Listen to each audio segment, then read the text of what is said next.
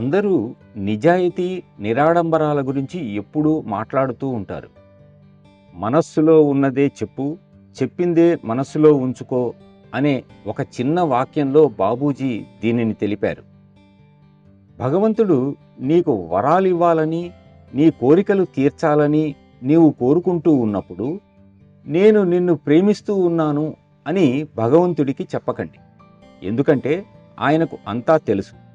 హృదయానికి అధిపతి ఆయన. ఆయన మన హృదయంలో ఏముందో బయట నుండే చూస్తాడు. మనలో ఎవ్వరము లోపల ఏముందో బయట నుండి చూడలేము. చూడాలంటే నేను లోపలికి వెళ్ళాల్సి ఉంటుంది. కానీ భగవంతునికి అన్నీ తెలుసు. ఎందుకంటే ఆయన ఎక్కడ నుండైనా, ఎప్పుడైనా, దేనినైనా చూడగలడు. కాబట్టి భగవంతుడా, నేను నిన్ను ప్రేమిస్తున్నాను అని ఆయనతో అబద్ధాలు చెప్పడానికి ప్రయత్నించటం వలన ప్రయోజనమేముంది? ఏదో ఒకప్పుడు మనలో ప్రతి ఒక్కరము ఇలా చేస్తూనే ఉంటాం.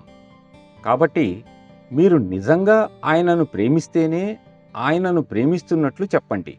లేదంటే ప్రభూ, నేను ప్రయత్నిస్తున్నాను, కానీ నా వల్ల కావటం లేదు, నేను ప్రేమించలేకపోతున్నాను అని చెప్పండి. అప్పుడు ఆయనే ఏదో ఒకటి చేస్తాడు. మనం ప్రేమిస్తున్నప్పుడు పిల్లలకు ఆ విషయం తెలుసు. జంతువులను ప్రేమిస్తున్నప్పుడు అవి కూడా ఆ విషయాన్ని గ్రహించగలవు. అలాంటిది మనము ప్రేమిస్తున్నామో లేదో భగవంతుడు తెలుసుకోలేడంటారా?